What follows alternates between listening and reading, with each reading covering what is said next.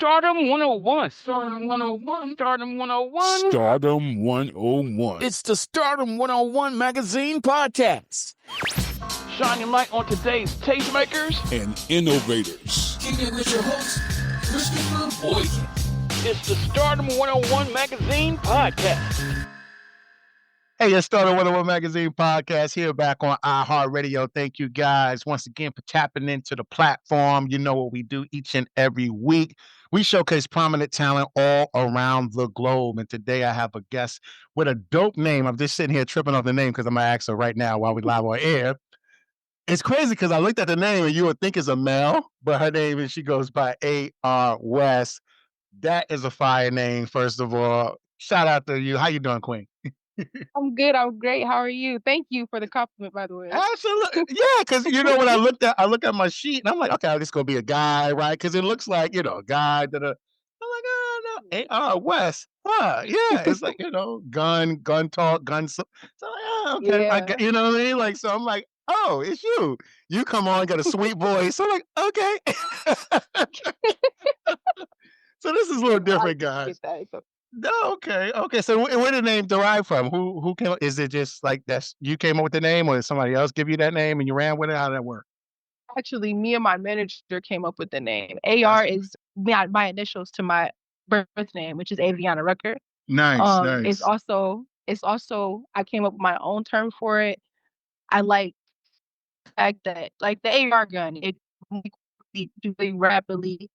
And I'm just like that with my lyrics, when I write, with my music. Mhm. I'm always switching my flow up, my genre. Nice. West came from West Warren. That's Oh. where I grew up. Okay. Detroit. Okay. All right. Well, let's talk about Detroit. Since you want to go there, let's talk about Detroit. What was the inspiration, literally, when you was on the rise in Detroit, and coming up as a youngin, like literally, what motivated you? How was your upbringing in Detroit, family life, the structure, so people, listeners could get a different sense of where you come from and your environment that you was raised in? Okay. Well, my mom, I have to say, is one of my biggest inspirations. She sings. She has a beautiful voice. She used to be in opera. She used to sing at churches. She loved music. She's always played it for us, down from like being in her stomach up to now. We learned old school music, retro, everything. Wow. Growing up, we were kind of in and out of foster care. Mhm. In and out of foster care from the age of 5 up to the age of, I actually just got out. I just been since 19. Wow. As far as like family goes, it's kind of just me, my mom, and my sisters. I have Mhm. 2 sisters, my mom, and a little brother. Nice. And we are kind of all separated. Me and my sister live together. Me and my mom see each other occasionally, every once in a while. She comes to all of my shows. Okay. Do you ever thought about doing any community advocacy work and foster care system? Oh, Are you doing that? absolutely. Yeah. Absolutely. When school starts back up, I'm planning on doing a block party Nice. for back to school, where there will be opportunities to get backpacks and school supplies. There will be games, showcases for other artists to come out and perform and just get out there to debut their platforms. Actually, when I get to where I want to be and when I make it to, I call it my finish line, I plan on opening up nonprofit daycares and shelters. Oh, that's beautiful. I'm all Wow. for the community. I love the community. That's what's up. That's a good way to go with that one. It says a lot about your character and your heart as well, So that's a great look on you. Appreciate that. This album that you're promoting, I want to talk about this album. First of all, I want to know why you wrote it. Like, where did it come from? What makes a person write this type of album? Like, give me the backline story of that. Okay, Diary of a Toxic Woman came from a past relationship that I was in. Mhm. There were a lot of ups and downs in this relationship, a lot of misunderstanding between me and my partner. Mhm. I actually hadn't wrote music in like a good year or two. It was a good year or two. I had just started picking my phone back up, just started scrolling through beats, and was just kind of playing around with the words like I used to, just writing, and I was keeping it to myself at first. And then I ran into my manager and I showed him. I showed him the first 2 that I was working on. And he was like, "Oh, you're really nice. You're really good with your wordplay and everything." He asked me if I wanted to go to the studio. And Mhm. I was like, "Yeah, I'll go." The very first song on my album is called Journal Entry. Journal Mhm. Entry, I was at work, I was scrolling through beats, and I found the beat that's on there. Mhm. Um, I cannot remember the exact name of it at the moment. And when Mhm. I heard it, when I mean the words just kind of fell out on the paper, that's W literally what happened. Like Wow. any hurt that I had, any anger that I had, it all came out on the paper when I was writing it. And I say it in the song. This is not a diss, I'm just venting, because that's Mm. truly what it was. When a lot of people hear it, that's the first thing, "You dissed him?" It genuinely wasn't. Okay? I was Wow. venting, I was an angry ex, I was mad, I was pissed off, Mhm. and music just kinda gave me that breathing. It gave me that breathing room to finally let go and be able to release all the anger that I had. Mm. And a question for you, and then this is for all true musicians like yourself. Do you feel yourself writing better or probably more productive, or just your works coming out, your craft coming out better when you go through life or experience things in life Oh, that absolutely. yeah, because I always wanted to ask a true artist that. I was like, well, I think life when life's or life when life happens, I think it brings out the best of people creatively. Some people just kind of go off the deep end. Some others really channel that energy and that emotion into their craft, which comes out way more better. For you, is that the case? It is, it absolutely is. I can say, like, if I have, like, let's say, for example, I could Hmm. be in, like, a really crappy mood. Mm, I could be listening to, like, all turnt beats, all hype beats, things that'll get people moving and dancing. I probably ain't been to a party in, like, a month or 2. I'm about to go to the party for the next weekend. I'm going to the hmm. party for the next weekend because I get the exposure of being around people. The exposure that I get from them gives me the flow, the energy to write to the beats that I'm listening to. I get stories from being with these people during the weekend, so Mm. I can now fit this into my music and fit it into my lyrics. Nice, I, nice. for one, when I write my music, I like to story tell. So if I can get like a conversation from somebody, get some funny clips from that night, and put it Mm. into words, it works for me. It works for you. Wow. Do you have a favorite track on the project? Voicemails and West Warren and Joy Road and Hit the Road are my top 3 right now. That too. Got it, potentially music videos for these. Are you big in the music video kind of realm, or are you just really love to create the music? I'm actually in the works of making my next one. I have 2 up right now. One Oh, is for AR codes. I believe it has 32,000 views right now. mhm. And then the crosstalk, if I'm not mistaken, is at 21. It's at 21,000 views. The next video is going to be Hit the Road, where there will be beach scenes and people dancing. You got like the hip rolling in it, the fun, the light vibe of the album. Mm. Wow. Okay. Creatively, like the vision of who you are as an artist. Some artists sign to these labels and they don't have the full creative control. For you, is that important? Is that one of the primary things as you continue to find yourself and develop your craft, creative control of your brand, your music, your identity? Yes, yes, it is. Yes, it is. Actually, my name, when we were coming up with my name, I used to go by Codeine. That's Mm, originally what I was going by. We changed it because it was so controversial, I and we see. wanted something that was marketable, something that everyone could listen to, all ages. You're not thinking of a drug when you type this in. I see. But when I got A.R. West, I didn't wanna be associated, and this is no disrespect to the current artist, but I did not wanna be associated to Kanye West. I did not Ah, want the ads and the attachments to it. mhm. I didn't want people to push me into his wave or his lane. I see. I see. That's good right there. How did you link up with the Good Guys music group? How did that link up? Are you still with them and still kind of doing your I thing? Good am. Guys music. Okay. Yes, yes, I am with them. I met my manager through Uber when I Okay. was going on my way home. He had picked me up from work, and I was actually practicing one of my songs in the backseat of the car. Mm, And he was talking, and he was telling me about his other artists, which like 227 Debo and Wayne World. They're awesome. hmm. They're very awesome, by the way. He was telling me about them. He was telling me about his label and everything. And at first, I'm not gonna lie, I kind of like brushed it off my shoulders. I was like, yeah, no. I'm like really shy. I'm like, you know what? I don't think I could do that. I don't Wow. know about that one. Yeah. And then he gets to showing me music, and I'm like, I show him like the 2 songs I did. And he asked me, he's like, do you want to go to the studio? Like, do you want to put this down? Is this something Mhm. you would do? And I was like, a long time ago as a child, that was something I that is something I wanted to do. I wanted to go to the stadiums. I wanted to be able to hug everyone, reach everyone, and just get my story out there musically to give people Mm. something they can feel and relate to.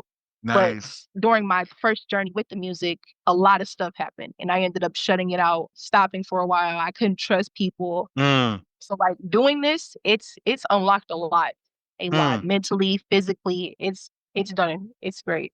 That's what's up. And speaking of getting in front of the people, you making some T-shirts as well to collaborate with the debut album. Is that way? You still making them shirts, some shirts and some merch to go along and kind of get in front of the people as well too? Yes, yes, it is. Yes, it is. It is in the works. I'm actually working on a design. I'm looking for a artist to draw it. I can't. I cannot draw. I have a vision. You got the I vision. have the vision. I'm a creative when it comes to lyrics, but when it comes to art, ooh no. Uh, You might thought a 5-year-old did it.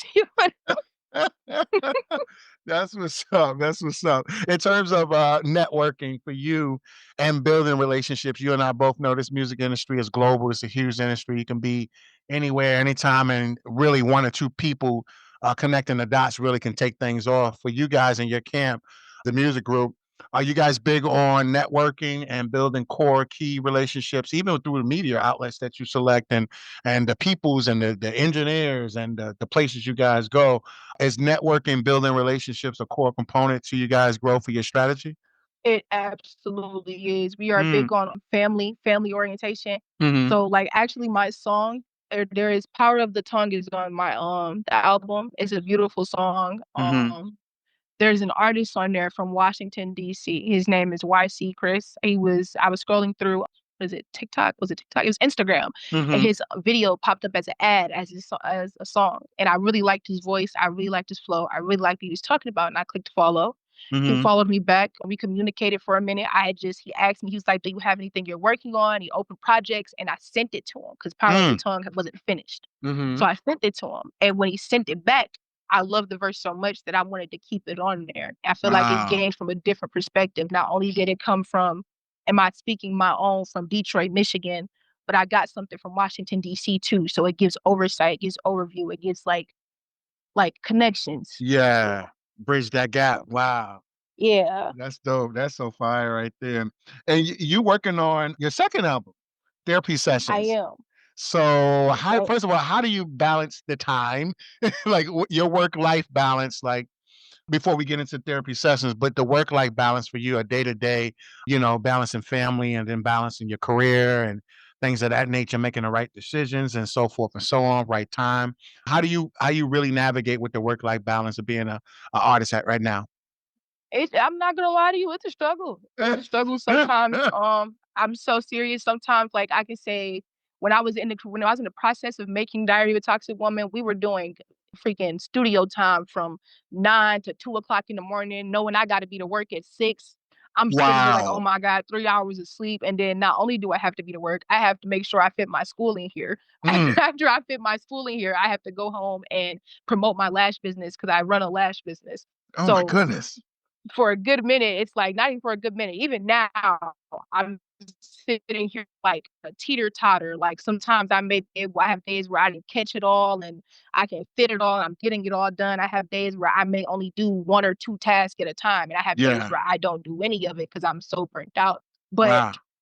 I've just come to like I've just kind of centered myself with I don't have to be perfect. Mhm. This is not going to be easy. There's Mhm. going to be trials and tribulations. I'm going to be tired, but as long as I get it done, it's okay. That's right. And ain't it beautiful to be working long, hard working hours on you and your stuff? Not nobody else's stuff. That's key too. It is. It You is. know how it goes. 'Cause like I said, we can work so much for corporate America and do a lot for them and make them billions and trillions of dollars, but we sweating in there, grinding in there. But you got to do that same thing for yourself. I tell people all the time, look, if you whatever you're doing for them, you got to do Definitely. more. You got to do more. So that's what it takes. It takes that extra edge. You can't be an entrepreneur or musician or whatnot and just think it's going to be easy road or easy task. No, you got to put that commitment into you first. You're your biggest investment. So I think that's awesome that Definitely. you do. Definitely. I Absolutely. can definitely No, go ahead. Please continue. Yes. I can definitely say that the fact that I have my job is 12-hour shifts. So I Wow. can say that's a goal. So I work 3 to 4 days a week, and then it leaves me with like 2 or 3 open days. Ah, I So see. I can say that's a pretty big. I'm Yeah. mhm. So okay. And you were just talking about your lash business. Let's promote that. Let's talk about that. Do you just do it by appointment only, or like how's that work? How's that business going for you thus far? I Right now, it's by appointment only, so people are able to reach out to my DMs on Instagram. It's called The Lash Diaries. It Mm-hmm. is actually, instead of doing individual lashes, you have where I'm taking your lashes singularly one by one and I'm applying a lash, isolating it. I do clusters. I have my own technique that I do so I do like one natural layer. I go and add the volume layer, and then like I might go and add like the decoration. So like spikes, Wow. extra flares to the end. I seriously do not have like a direct lashing map either. When I see people, I see them like directly in their like in person. When Mm-hmm. I'm doing their lashes, I fit it to their eye. So if they bring me something, and let's say it's like one of those ridiculously dramatic looks where you can't even, by the time I'm done with this, you won't even be able to blink. You would have think your eyes are closed. I'm gonna look at you and be like, you know what? You know what? We're gonna try this, but I may not, Yeah. maybe not that, but I'll give you the value. I can't do that. I cannot send someone out with like a broomstick on their face. I can't, I can't. I'm I laughing fit to because the I've seen eye. them. I've seen them, and they'll be like, "What are you doing?" Like, What are you like? You just, I mean, I'm scared. I'm scared are you gonna make it home? Can you see the yes. road? What are you doing? Obstruction in your own vision. I don't get it. I can't do that. When I do, my clients are natural. They get the beautiful eye lines. It's no set for that person. I do That's personal freestyles. that's what's up. Look, on a different note, let's go back to therapy sessions. This second album for you is huge. It's humongous. Any features that you're gonna have, or you kind of ironed, or do you, on this project, or are you kind of lining at that point in juncture of the project right now, where you kind of penciling the dots? I haven't gotten there quite yet. I have Okay. some ideas for some features. Right now, it's more of me like finding the beats, finding Ah, like which way I'm going and how I'm going to take it. Because gotcha. on my first album, I played with a bunch of different beats. I played with rock, R&B, Mm-hmm. country. I did everything. So on Mm-hmm. this one, I want it to be everything on there, but I want it to fit.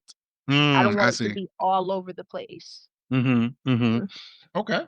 Any events coming up for you? Any performances? Anything of that nature? Summertime is here. Festival season is right here. Concerts, showcases. People even doing those as well too. For you, do you have anything on the schedule? Currently, the only thing I have right now is the Sagatuck. I probably just butchered that. Sagatuck Music Festival. Hmm. It's LGBT.